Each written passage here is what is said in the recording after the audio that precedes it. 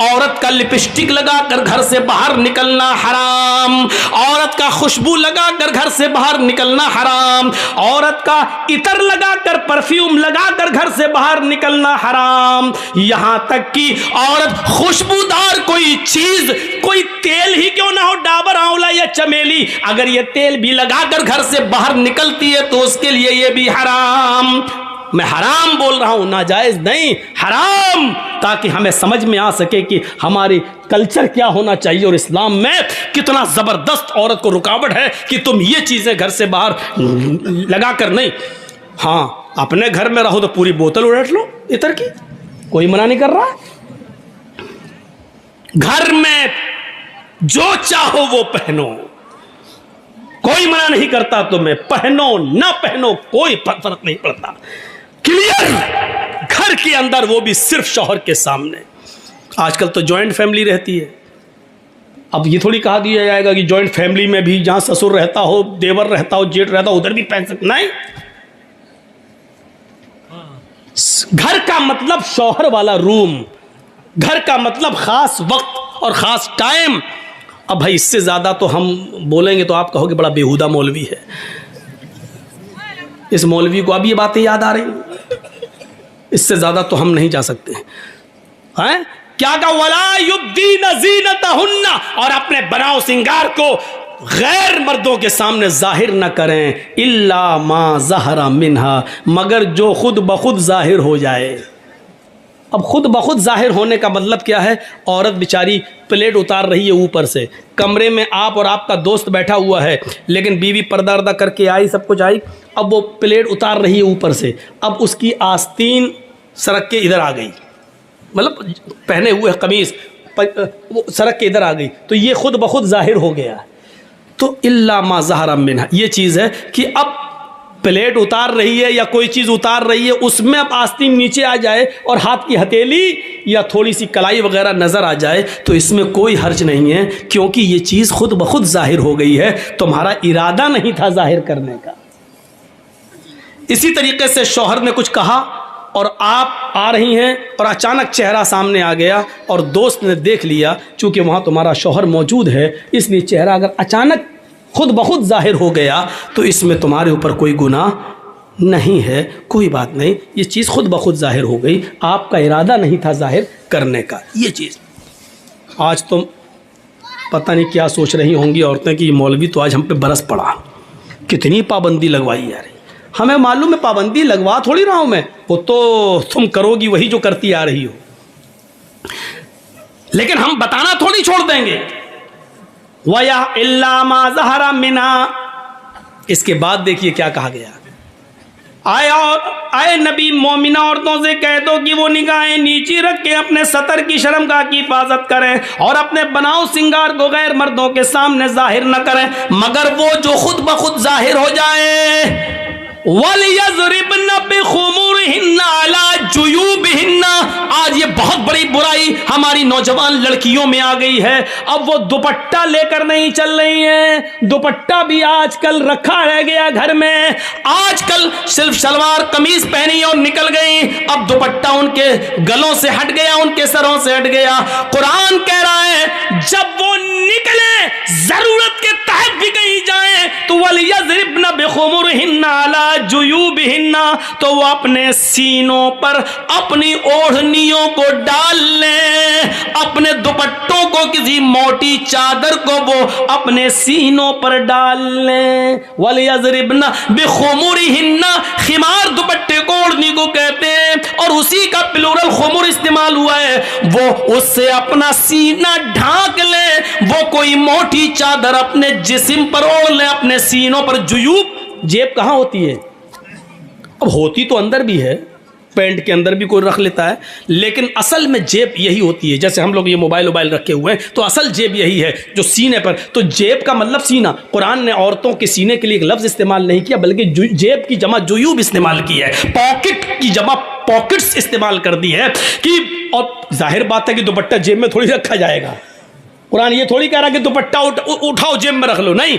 अला जुयूबिहिन्ना, चूंकि जेब सीने पर होती है इसलिए इसका तर्जमा यह किया जाएगा कि औरतों को हुक्म दिया जा रहा है कि वो अपनी ओढ़नियों को, अपनी चादरों को, अपने मोटे दुपट्टों को अपने सीनों पर डाल लें। आज ये बुराई हमारी माँ बहनों में आम हो चुकी है और ख़ास तौर पर नौजवान लड़की दुपट्टे को ओढ़ना अपने लिए आज लानत समझती है कि तो गला है, क्या दुपट्टा ओढ़े। आज वो बगैर दुपट्टों के बाजार में जा रही हैं, घूम रही हैं, स्कूलों में जा रही हैं।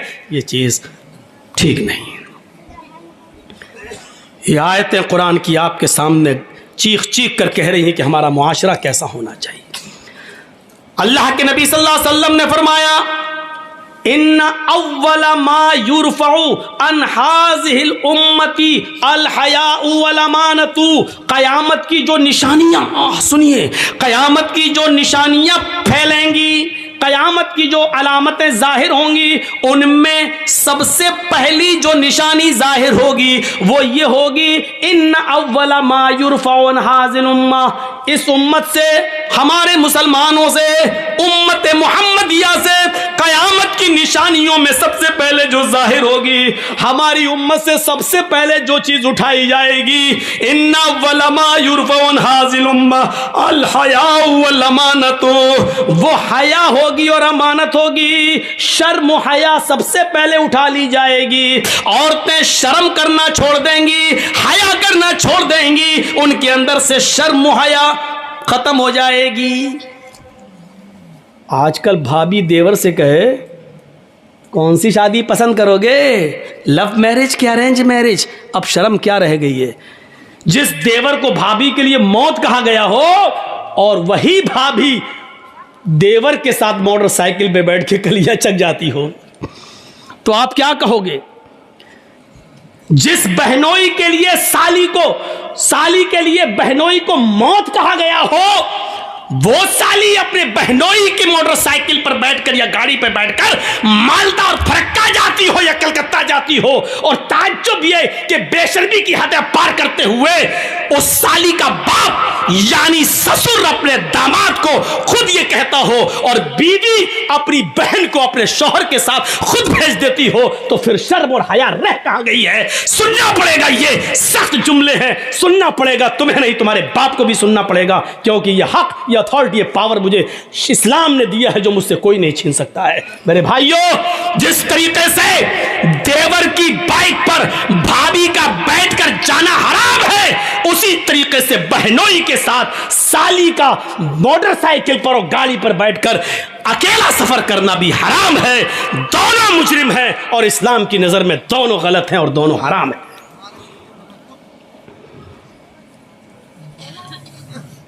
अब सबकी नजरें जा रही होंगी, हाँ कौन लेके जाता है अपनी साली को, सबके दिमाग घूम रहे होंगे, कौन है जो अपनी भाभी को लेके जाता है।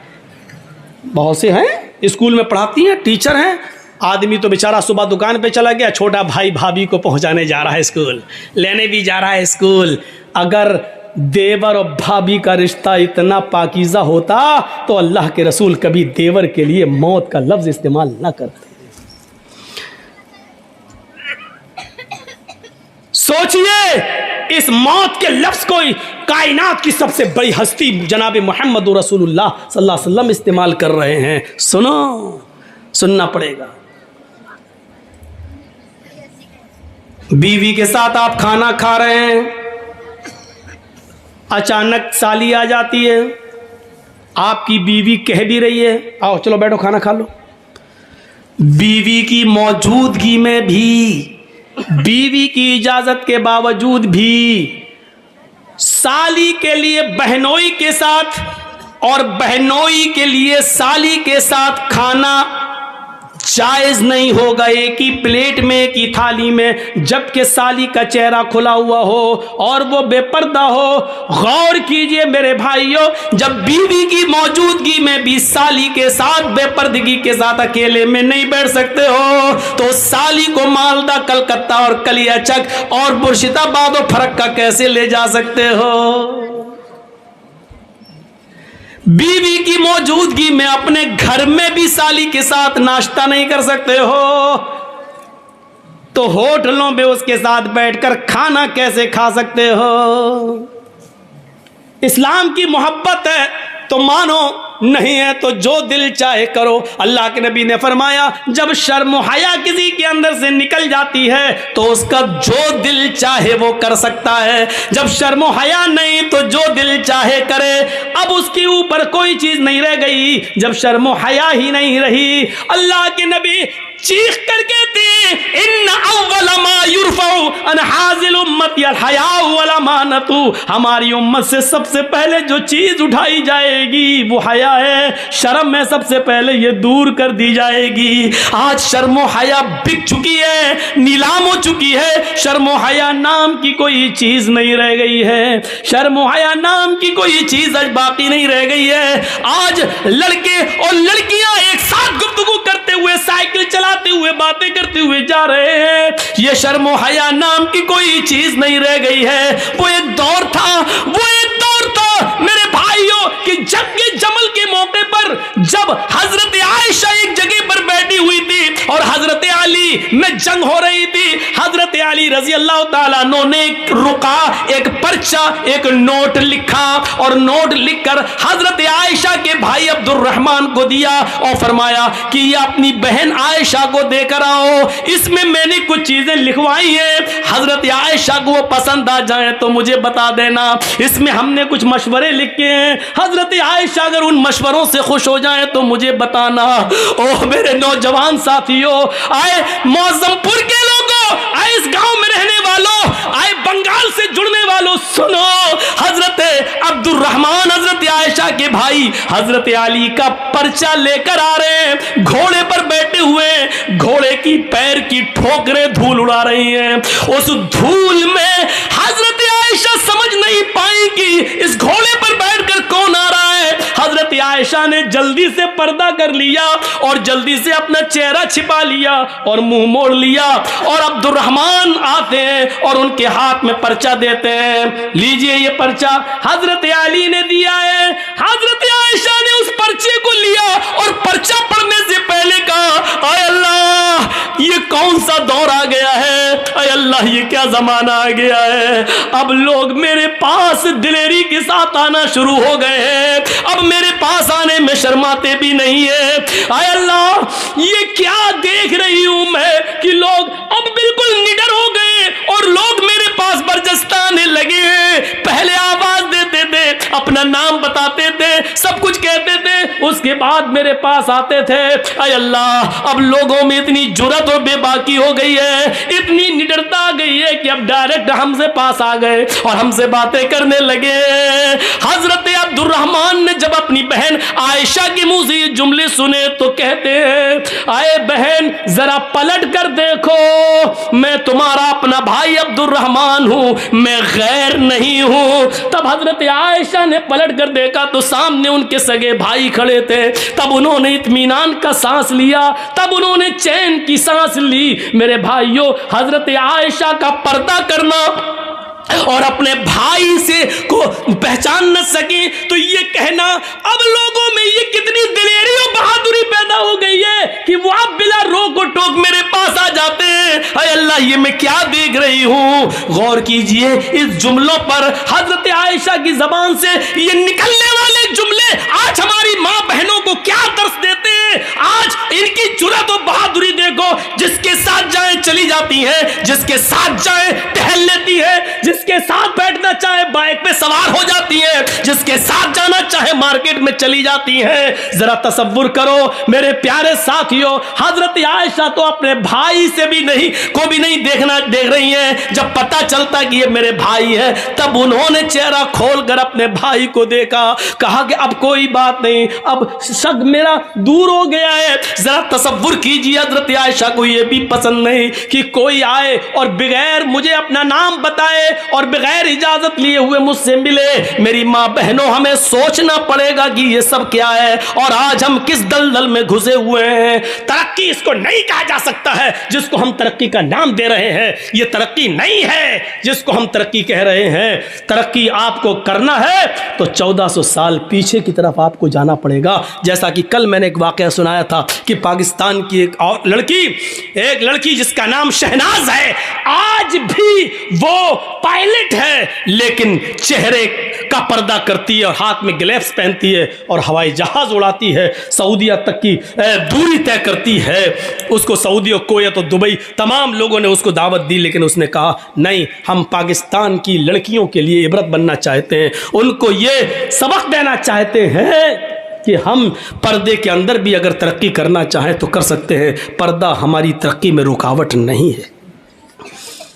ज़रा तसव्वुर करिए।